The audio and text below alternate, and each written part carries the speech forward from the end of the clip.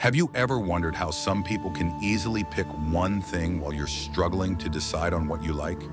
You see them, the 12-year-old who just knew they wanted to be a doctor, the college friend who picked computer science on day one and never looked back.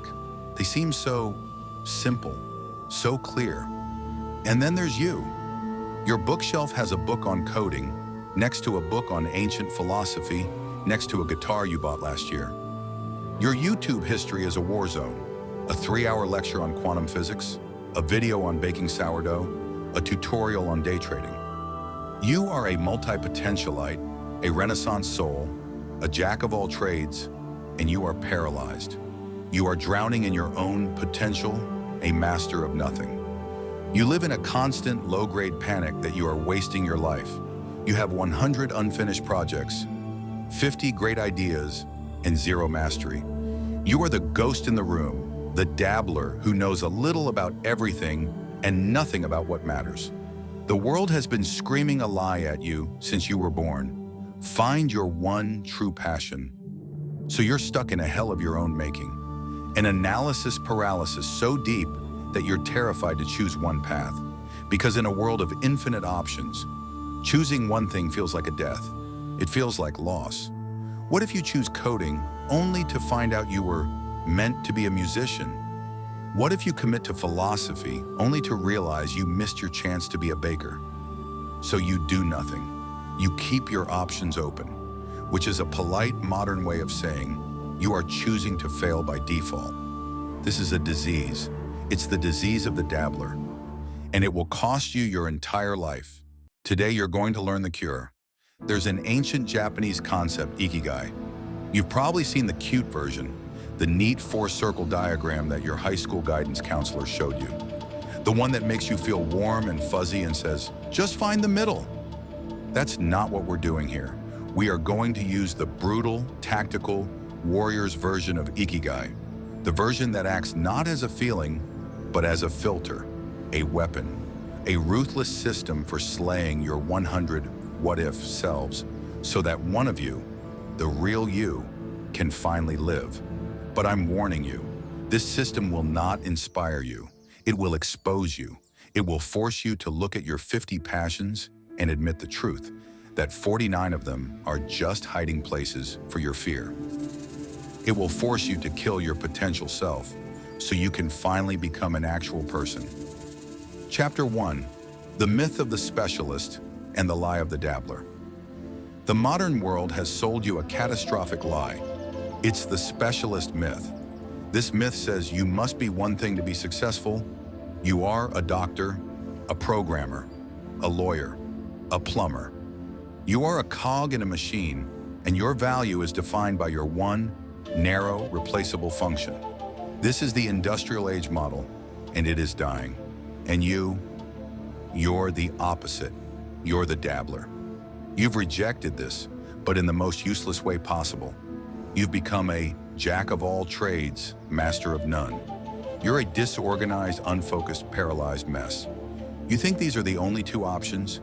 Be a boring, one-track specialist, or be a chaotic, failing dabbler. Both are a prison. Both are a form of death. There is a third way, the way of the warrior. In feudal Japan, the most respected figures were almost never one-dimensional specialists. The ideal was bunbu ryodo, the pen and the sword in accord. A samurai wasn't just a fighter, he was a poet. He was a calligrapher. He was a politician. He was a philosopher. The greatest swordsman in Japanese history, Miyamoto Musashi, wasn't just a swordsman. He was a master artist, a sculptor, a writer, a strategist. He didn't just dabble. He didn't kind of learn to paint. He achieved mastery in sumi, ink painting, and his works are considered national treasures today. He didn't just think about strategy. He wrote the Book of 5 Rings, a text so profound it still required reading for military leaders and CEOs 400 years later. Do you understand? Musashi wasn't a dabbler. He was a sequential master. He was an intersectionalist. He didn't see his passions as a distraction. He saw them as a stack. His knowledge of Zen philosophy made his swordsmanship empty and unpredictable. His knowledge of the sword gave his brushstrokes focus and lethality. His understanding of painting gave him a new way to see balance and timing in a duel. While his specialist opponents trained only the sword, they became rigid, predictable, brittle. They were masters of one thing. Musashi was a master of mastery itself. He could walk into any field, apply his core principles, and dominate. This is the true meaning of being multi-passionate. It's not about having 50 hobbies. It's about building a stack of 3 or 4 masteries that no one else on earth has. Your weakness, your scattered interest, is actually your greatest superpower. If you stop being a dabbler and start being a warrior, and the tool that gets you there is IKIGAI. Chapter 2. The brutal truth of the 4 circles. You've seen the diagram. It's not a feeling. It's a 4-stage filter for your 100 distracting hobbies. Let's do this. But let's do it with brutal honesty. The 4 circles are what you love, what you're good at, what the world needs. What you can be paid for your IKIGAI is the intersection. But you're not in the intersection. You're stuck. Let's analyze why. Filter 1, what you love, the dopamine trap. This is your prison. You are stuck here. This circle is where 99% of dabblers live and die. Let's be honest. You don't love coding. You love the idea of being a coder. You don't love playing guitar. You love the idea of playing guitar on a stage. You love the dopamine hit of starting something new. The honeymoon phase, the part where you buy the new notebook, the new guitar, the new online course. The second it gets hard, the second it requires goji, continuous practice. The second it stops being fun and starts being work, you quit. And you call your lack of discipline a new passion. Oh, I guess I'm just more of a baker now. No, you're just a quitter. This circle is not a passion. It's a distraction list. And on its own, it is useless. It is the kiddie pool of purpose. Filter 2, what you're good at, the grind you avoid. This is the circle you hate. This is the circle your ego despises. Why? Because this circle requires proof. It requires work. It requires humility. This is the goji system. This is the 10,000 hours. This is the boring part. This is debugging code at 3 a.m. This is practicing scales until your fingers are numb. This is writing 1,000 bad pages to get to one good one. You love 50 things, circle 1, but you are good at 0 of them, circle 2. Because getting good means you have to suck. You have to be a beginner. You have to be vulnerable. And your ego hates that. You'd rather be the smart guy who could do anything than the beginner who's failing at one thing. Your potential is your hiding place. This filter is what separates the dabbler from the master. And right now, you can't even get past it. Filter 3, what the world needs, the service you fear. This is the circle that your inner artist finds offensive. What? I have to make my passion useful? That's selling out. This is the filter of impact. This is where you are forced to stop thinking about yourself and start thinking about everyone else. It asks a brutal question. Does your passion serve another human being? Because if it doesn't, it's not a passion, it's a hobby. And that's fine, but don't lie about it. Let's run your hobbies through this filter. I love playing video games. World needs? No. The world doesn't need you to play games. The pivot. But the world might need someone to organize esports tournaments for lonely kids. The world might need someone to design accessible controllers for disabled gamers. The world might need someone to write game narratives that teach empathy. I love reading philosophy. World needs? No. The pivot. But the world desperately needs someone to read that 500-page, dense text and write a simple, clear, 5-minute article that helps a single dad feel less alone. This filter is what turns your selfish passion into a selfless mission. It's the difference between being a consumer and a creator. Filter 4, what you can be paid for, the reality check. This is the filter you call selling out, the evil circle. Money corrupts passion. This is the most romantic, childish, and convenient lie you tell yourself. You tell yourself this lie so you never have to risk failing in the real world. As long as you're a pure artist, you never have to find out if you're actually good. You never have to be judged. This filter is the ultimate reality check. It's not about being a billionaire. It's about proof. It's the market, the world, giving you a thank you note. It's the world saying, what you do is so valuable to me, I will give you a piece of my own life energy, money, in exchange for it. Money is just a signal of value provided. If you can't pass this filter, it means one of two things. You're not good enough yet. Go back to circle 2. The world doesn't need what you're offering. Go back to circle 3. Your Ikigai is not a hobby. It is the intersection of all four. It is the stack. Musashi loved the sword. He got good at it. The world needed protection or strategy, and he was paid for it in status, rice, and retainership. It's not selling out. It's alignment. Chapter 3. The hobby dater and the intersectionalist. Let's diagnose your real problem. You are a hobby dater. You're treating your passions like a dating app. You're swiping. Ooh, coding looks hot. You date it for a week. Then you see its flaws. Ugh, debugging is so boring. It's not my true passion. Swipe left. Ooh, baking looks fun and easy. You date it for a weekend. Then you fail. Your bread is flat. This is too hard. I'm not naturally good at it. Swipe left. You're swiping left on any passion the second it gets hard. The second it asks for commitment. The second it stops being a 10-10 fantasy. You are waiting for the soulmate passion. The magical 10-10 that is always fun, never hard, and that you're instantly good at. That is a fantasy.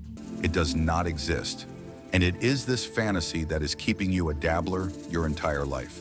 You are keeping your options open, and your life is empty because of it. You need to stop being a hobby dater and become an intersectionalist. The specialist is a master of one. They are a dead end. They are fragile. In a world of AI and rapid change, the master of one is the first to be automated. The dabbler is a master of none. They are a ghost. They are useless. The intersectionalist is a master of 3 or 4. They are anti-fragile. They can stand at the junction of coding, psychology, and art and create the next billion-dollar industry. They can combine baking, storytelling, and community building to create a world-famous brand. The quote they use to mock you, "A jack of all trades is a master of none." They never finish the quote. The full original quote is, "A jack of all trades is a master of none, but oftentimes better than a master of one." Your weakness is your superpower if you stop dating and start marrying. Chapter 4, the Ikigai Discovery Protocol. The exercise. This is not a thought exercise, this is a war. You are going to kill your 100 what-if selves. You're going to do this now, not later. You need a piece of paper and 30 minutes of uninterrupted, brutal honesty. Step 1, the brain dump, the distraction list. Set a timer for 15 minutes. Write down every single thing you are even remotely interested in. No filter. Programming, ancient Rome, rock climbing, making coffee, YouTube videos, organizing your desk, math, psychology, fashion, dogs, woodworking, everything. This is your distraction list. It's your raw, useless, chaotic material. You should have 50, 100 items. Step 2, the ruthless filter, the 4 columns. Draw 4 columns on a new sheet of paper. Love and good at, proof, needs, service, paid for, market. Now, take your 100-item distraction list and drag it through this filter. Column 1, love. Go through your list. Which of these do you truly love? The idea of it or the actual process? I love the idea of being a writer, but I hate the process of writing. Cross it off. I love the process of coding, even when it's frustrating. It stays. This is your first filter. Be honest. Column 2, good at proof. Look at your new love list. Now, which ones are you actually good at? Good does not mean I have potential. Good means you have proof. Have you spent 100+ hours on it? Have you finished a project? Have you gotten unbiased feedback from someone other than your mom? Your list of 50 loves just shrank to 10. This will hurt your ego. This will feel like a loss. Good. Your ego is the enemy. You are killing it. Column 3, needs, service. Look at your 10 good at items. Now stop thinking about yourself. Does anyone else on earth need this? Can this serve another person? Playing guitar? No. Teaching guitar to kids who can't afford lessons? Yes. Reading philosophy? No. Writing articles that make philosophy simple for busy people? Yes. Your list of 10 just shrank to 3-5. Column 4, paid for, market. Look at your 3 to 5 needs items. This is the final, brutal filter. Are people already paying money for this? Not will they pay me, but is there a market? Teaching guitar? Yes. Writing philosophy articles? Yes. Via blogs, books, courses. You're done. You don't have 100 passions. You have 2 or 3 powerful, viable, intersectional cores. This is your real Ikigai. Chapter 5, stop dating. Marry one. The 90-day sprint. Now you have a new problem, a better problem. You're not paralyzed by 100 options. You're paralyzed by 3. Oh no, should I be the philosophy writer or the guitar teacher? You're still dating. You're still afraid to commit. It's time to choose. It's time to apply the Goji system. You are going to marry one. Which one? Not the easiest one, not the most fun one. You are going to pick the one that scares you the most, the one that feels the most real, the one that has the strongest needs and paid for check marks, the one that, if you failed at it, would actually hurt. Now you are going to commit to a 90-day Goji sprint. For 90 days on that is your one thing. Your other 49 hobbies, your other 2 Ikigai cores, they are dead to you. They are on pause. This is not a hobby. This is your craft. You will wake up and you will execute on your one thing. You will apply the Goji system, non-negotiable time. Every day from 6 a.m. to 7 a.m., I am a philosophy writer. Fixed forms, I will write 500 words, not think about writing, not research, write. No gaps. Even if I'm sick, I will write 1 sentence. You are going to master this. You are going from shu, imitating the masters, to ha, breaking the rules, finding your own voice. At the end of the 90 days, you stop. You reevaluate. You ask yourself one question. Did I love the work, the grind, the 6 a.m.s, or did I just love the idea? If you loved it, you have found it. You recommit. You go deeper. 180 days. If you hated it, good. You have proof. You didn't what if it for 10 years. You killed it in 90 days. You have data. You can marry your number 2 intersection and give it the 90-day test. This is how multi-passionate people win. This is how Musashi did it. He didn't master pottery, business, and the sword at the same time. He mastered them sequentially, and then he combined them into a stack that made him invincible. The future doesn't belong to the specialist. The specialist is a cog. The future doesn't belong to the dabbler. The dabbler is a ghost. The future belongs to the intersectionalist, the person who can stand at the junction of 3 different fields and create the future. Your problem of having too many interests is not a problem. It is a call to arms. It's time to stop hiding. Your paralysis is a choice. It's the comfort of your potential. Today, you choose to end it. Your challenge is to do the ruthless filter exercise. Not later, not tomorrow, now.